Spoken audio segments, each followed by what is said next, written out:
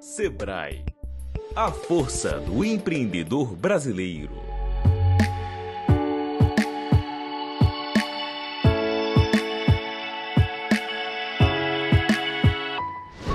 Muito boa noite, você que está agora ligado na TV Otimista e, claro, está acompanhando o nosso Tapis Rouge. Eu começo direto da sede dos maiores escritórios do país, afinal, Nelson Williams já é um nome. Quando a gente fala de direito, a gente já sabe que é referência. E hoje a gente está na inauguração da nova sede, mas também completando 20 anos de história só aqui no nosso estado. Para entender um pouco mais de tudo isso, você vai visitar junto comigo esse lugar.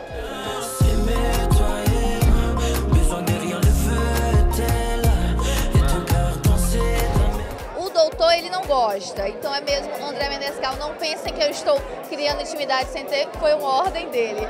André, eu queria que você falasse um pouco desse momento que a gente está vivendo aqui, do novo escritório, da nova sede, dos 20 anos no Ceará, né? E que falasse mesmo do sucesso do escritório, já que você tem a responsabilidade não só de comandar tudo isso aqui, mas Maranhão também. É mais ou menos por aí? É isso. Na verdade, a gente teve esse casamento interessante, né? Esse ano são os 25 anos da Nelson Williams no Brasil e, coincidentemente, são os 20 anos da Nelson Williams no Ceará. Esse tempo muito parecido, a razão disso é porque, na verdade, Fortaleza foi a primeira filial do escritório fora de São Paulo. Hoje o escritório tem filial em 27 capitais do país e Fortaleza foi a colonizadora, digamos assim, de muitos outros estados do Norte e Nordeste. Então, de Fortaleza partiram várias outras filiais. Então, esse dia que a gente comemora aqui hoje é, na realidade, a consolidação daquela filial que praticamente foi uma submatriz do escritório ao longo do tempo, né? Então, quem está aqui hoje com a gente são os nossos clientes regionais, a equipe, né? Eu acho que isso é uma coisa legal de falar. O escritório, ao estar nos 27 estados, a gente tem uma política de a equipe sempre ser local. Mas aqui a gente está rodeado de cearenses.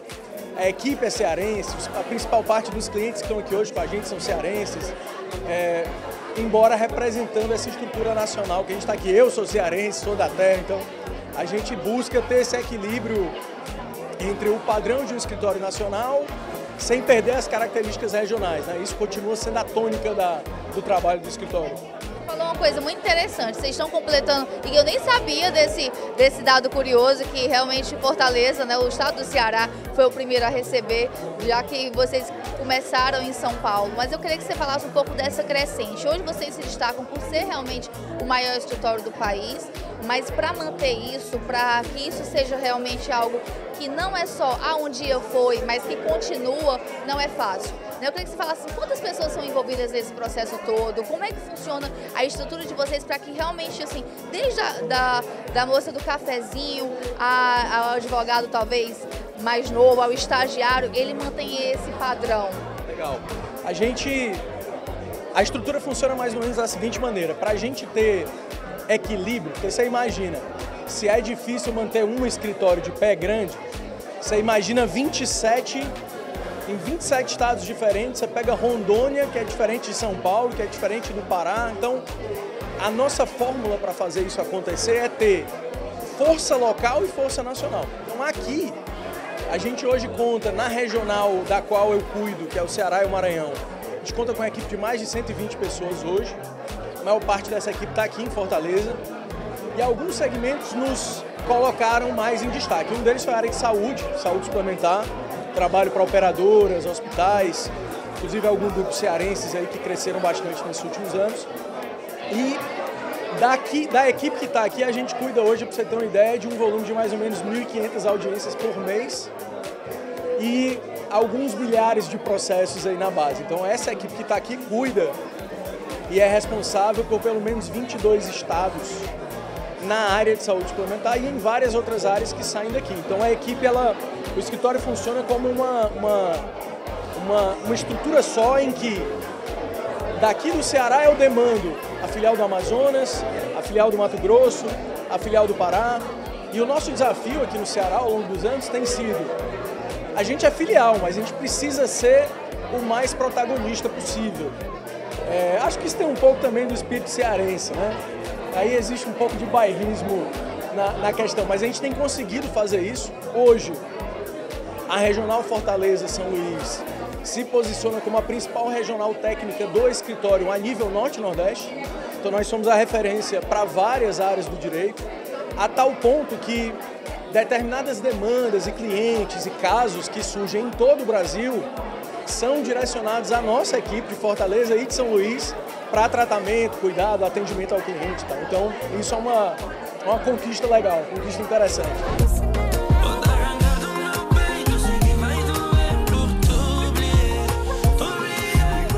Ter a responsabilidade de estar em todo o Brasil não é uma coisa fácil, né? Mas essa conquista veio de muito tempo e assim, o Ceará tem um lugar especial nesse escritório. Eu queria que você falasse um pouco não só desse momento que a gente está vivendo hoje, que a gente está visitando a nova sede, das 2 décadas, na verdade, presente no Ceará, mas como um todo. Bom, para mim, primeiro, é uma honra estar de volta a Fortaleza. A filial nossa do Ceará, ela foi a 2ª unidade da Nelson Williams, a matriz em São Paulo, que foi fundada no dia 1º de janeiro de 1999. E em 2003, eu comecei um projeto de expansão do escritório. E ele se inicia em 2004 e começa exatamente com a abertura de uma filial nossa aqui em Fortaleza, no Ceará. E esta filial aqui, ela foi muito auspiciosa, ela trouxe muito sucesso para nosso escritório, porque desta unidade do Ceará, Fortaleza, surgiram 15 outras unidades em outros estados. Então é um sucesso realmente estrondoso e sempre temos uma relação muito próxima com o Estado, né? Nós temos aqui o nosso sócio, o Dr. André Menescal, responsável pela nossa unidade aqui do Ceará, e esta unidade ela só nos traz, como eu disse, alegria desde o início. Quando a gente fala na verdade, de um escritório com essa responsabilidade, com essa demanda, e que sempre vem uma crescente, que sempre se destaca, porque a gente estava até falando com o André, eu falei assim, André, não é que vocês foram o maior do país, vocês continuam sendo, né? Isso é um processo que envolve muitas pessoas, que tem que realmente saber delegar. Eu queria que você falasse um pouco mesmo desse sucesso, né? De como é que vocês se dividem para que isso realmente sempre aconteça e que vire referência. O sucesso do nosso escritório, ele se deve a uma confluência de identidades. Vou lhe dar um exemplo, né? A gente, quando iniciou aqui no Ceará, e nós procuramos sempre respeitar as regionalidades.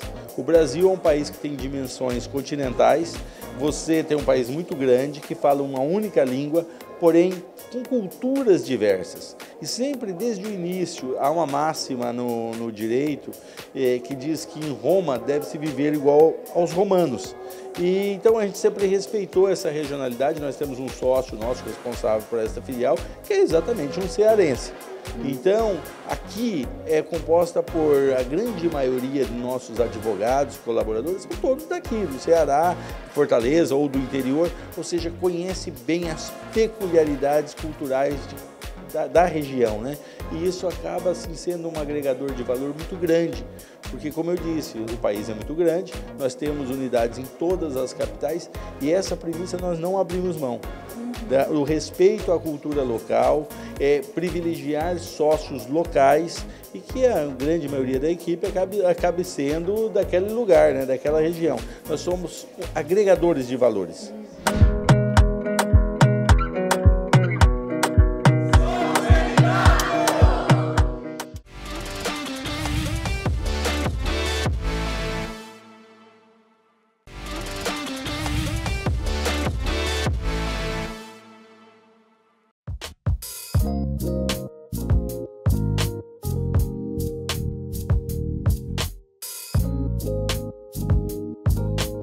Coisa que a gente ama aqui no Tapy Rouge é falar sobre arte.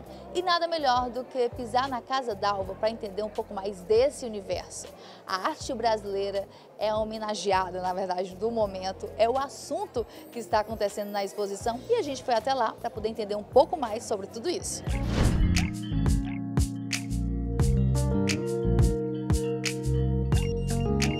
Quando a gente soube da relação dos artistas selecionados para a Bienal de Veneza, eu tive a ideia, bom, vamos tentar fazer em Fortaleza essa pequena mostra que, de certa forma, apresenta para a cidade esses artistas que estão lá, né, que estão no topo do mundo no momento, porque a Bienal de Veneza é isso, né?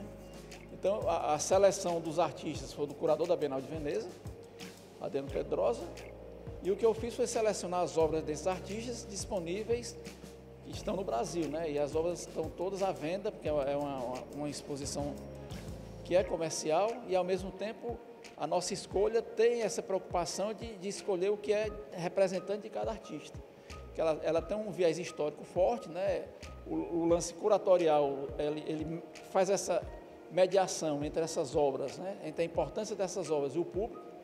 Então, é uma exposição que eu queria que fosse bastante visitada, né? Porque a gente teria todo o prazer em explicar obra por obra, artista por artista, né? Porque é um momento importante, né? De conhecimento da história da arte do Brasil. Como é que o cidadão fortalezense e o cidadão de todo o Ceará pode participar e ver ao vivo essas relíquias? Pronto. A Casa d'Alva funciona de segunda a sexta, das 10 às 19 horas e aos sábados, das 10 às 14 horas. Para entrar? Gratuita, né?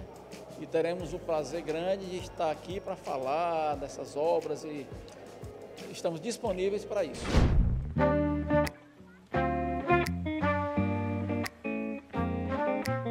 A gente está tendo a oportunidade de ter contato com o que está acontecendo nesse momento na Bienal de Veneza, no talvez maior momento que o Brasil já teve, né? Nós tivemos esse ano um curador brasileiro que conseguiu levar um recorte muito amplo da nossa produção artística para Veneza. E o Guedes consegue, na noite de hoje, coroar a cidade com a oportunidade de a gente poder estar tendo contato com todo esse conjunto de obras. É um momento histórico, né? Não só do ponto de vista da conquista, mas também da história da arte brasileira ligada muito à Semana de Arte Moderna de 22. Sim, e não só a Semana de Arte Moderna de 22, né? Para você olhar, a gente vai lá na Semana de 22 e a gente consegue, ao mesmo tempo, estar conectado com um grande prêmio da Bienal de Veneza, né? Maria Maolino ganhou o Leão de Ouro da Bienal e estamos aqui com o trabalho dela, aqui tendo a oportunidade de ter contato. A gente pode estar vendo aqui o Estudo da Lua, o quadro da Tarsila, que está no MoMAs, talvez o segundo quadro mais importante dela. Então, realmente é uma oportunidade ímpar.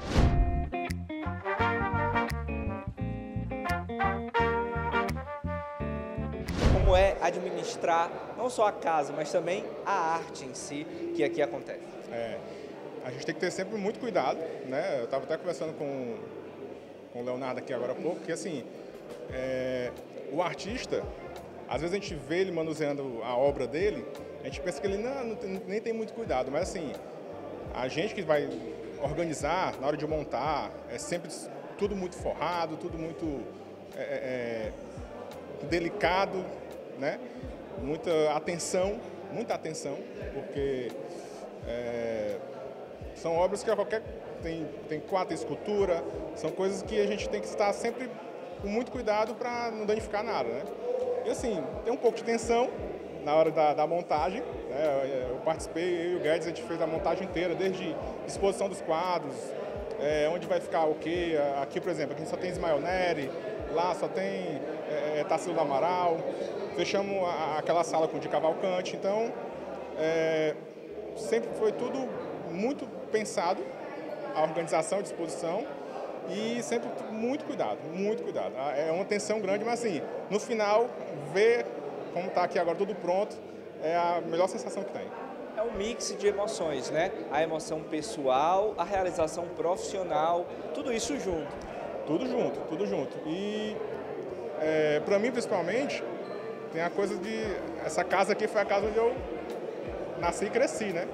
Então, para mim, montar isso daqui é espetacular em todos os sentidos.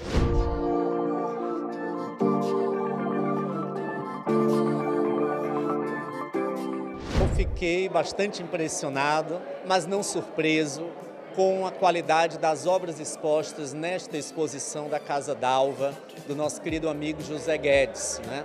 Aqui a gente tem um recorte magnífico de artistas fundamentais para o modernismo brasileiro, as obras do Di Cavalcanti principalmente, uma coleção ampla do Di Cavalcanti aqui, também obras de Portinari, de Tarsila, Cícero Dias, enfim, artistas que são basilares para a arte brasileira, eu diria, tá?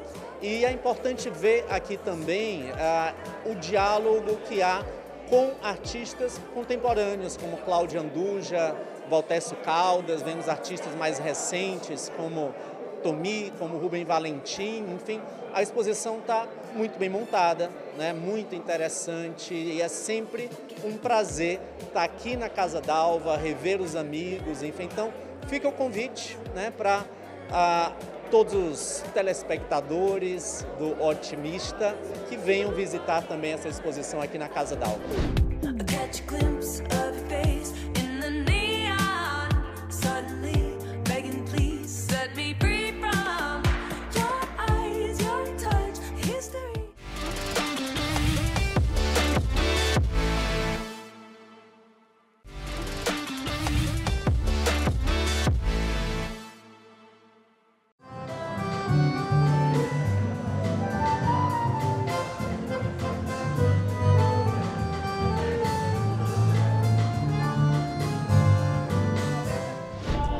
Ao fundo, uma canção maravilhosa e que marcou o cinema brasileiro.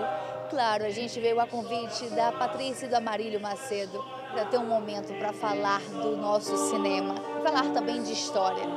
Uma mesa redonda para falar dessa arte e, claro, a gente veio conferir tudo e dividir com vocês. Hoje, quando a gente está gravando o programa, de 19 de junho, é a comemoração, na verdade, do cinema brasileiro, é uma data que marca muito o cinema brasileiro e por isso eles fizeram esse evento para você também saber mais como tudo isso vai funcionar e como todo esse projeto tem um carinho e tem um momento muito especial. A Patrícia vai contar pra gente agora.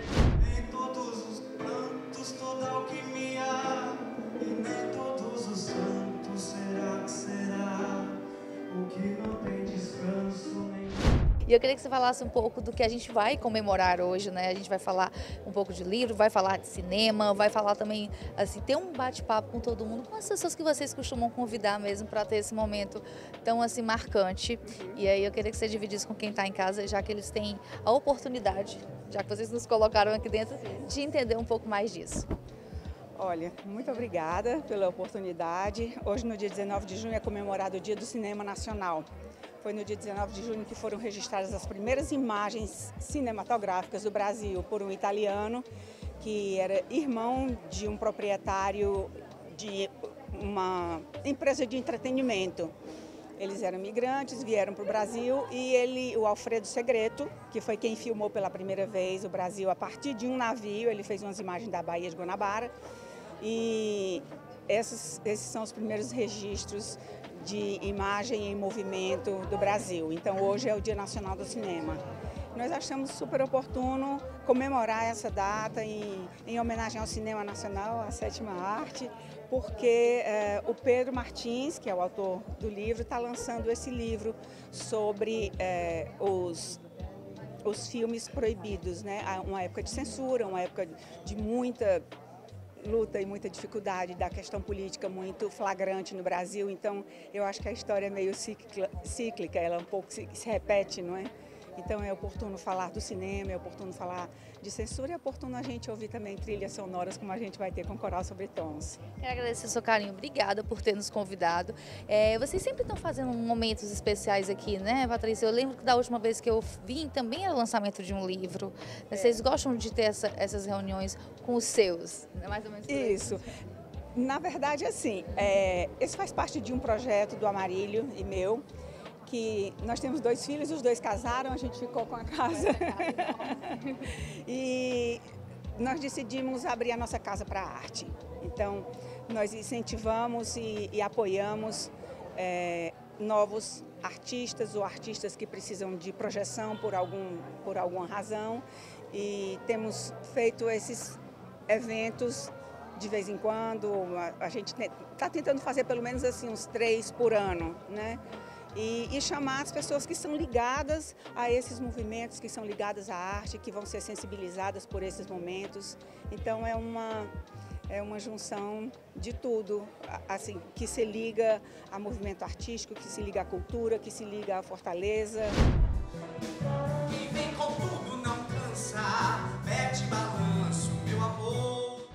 Pedro, comemorar e falar da arte, toda vez que eu entro nessa casa, acho que já virou, assim, algo presente na minha rotina, porque não é a primeira vez que eu venho. A Patrícia fala que eles abriram as portas já que os filhos casaram para falar da arte, e hoje tem um quê especial, vai ter uma roda de conversa para falar de cinema, vai ter um pouco mais para falar também do seu livro, e aí a gente ainda vai escutar clássicos do cinema com o coral. E eu queria que vocês falassem um pouco mesmo da sua obra, e que as pessoas que estão em casa, que vão escutar um pouco agora, você verbalizar isso, o que é que pode acrescentar e como elas vão poder entender um pouco mais sobre esses filmes proibidos do cinema brasileiro. Obrigado. Primeiro, um sentido de gratidão, né, por o Amarildo e a Patrícia, né, patrocinaram o livro. Eles eram parceiros do cinema de arte, que eles bancavam o boletim informativo do cinema de arte, né. E o livro foi uma realização, assim, durante o exercício de crítica de cinema e de programação do cinema de arte. Nós programamos vários filmes que tinham sido proibidos, tanto no Brasil quanto no exterior, e essa questão da censura sempre foi um tanto inquietante para mim. Então, teriam mais 4 colegas que iriam escrever o livro comigo, eles desistiram, e resolvi tocar o livro. O que é que ele tem de diferente? Geralmente os livros que você encontra sobre filmes proibidos tratam só dos livros, dos filmes, tratam só dos filmes. E eu então pensei numa abordagem diferente. Então a abordagem diferente é como o cinema nasceu, como o cinema evoluiu, a sua linguagem, como a censura foi se enroscando, foi se entrelaçando. O que é que nós buscamos ver? Os bastidores da censura. Informar ao leitor, né, fazer uma historiografia mostrando aquilo que não está basicamente nos livros. Ou seja, quem começou a censura? As entidades feministas, as religiões, determinados setores governamentais, porque não era interessante revelar certas coisas. E o cinema tem uma grande dom, uma grande propriedade, ele se apropria de tudo. Tudo que está visível e invisível, seja aqui ou lá em cima, eu digo no espaço, né, o cinema se apropria. Por isso que é uma das artes mais combatidas. E a censura perseguiu o cinema muito antes do cinema ter sido assim, inventado, né, porque foi inventado em 1895, mas no ano anterior já tiveram 2 filmes proibidos. Isso está no livro, lá todo contestado. Não pode nem contar tudo para as pessoas, né? Falar assim, vocês têm que comprar para entender.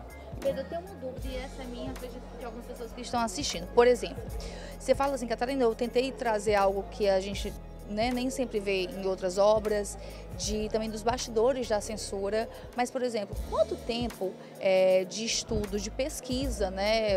Você é jornalista, sabe disso, que a gente muitas vezes tem que estudar, dar uma lida, mas para poder cascavilhar, para poder pesquisar, para que aquilo ali você leve não só veracidade, não só tipo assim, que as pessoas entendam e consigam mergulhar naquele universo, precisa de muito tempo de pesquisa.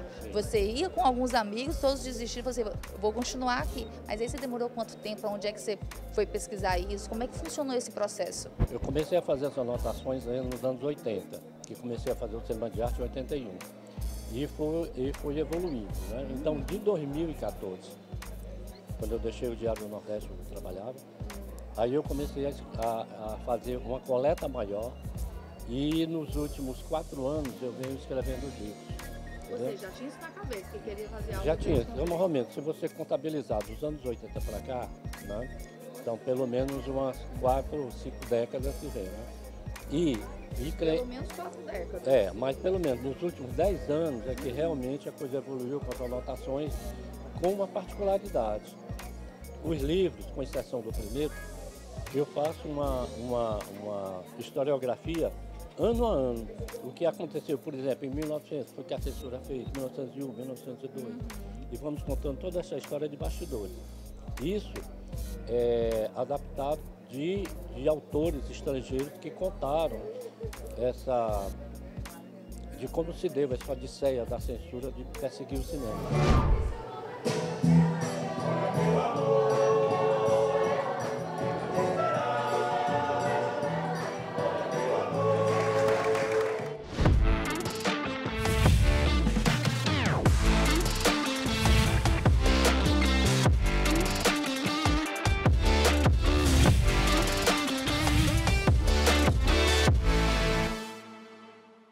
Sebrae, a força do empreendedor brasileiro.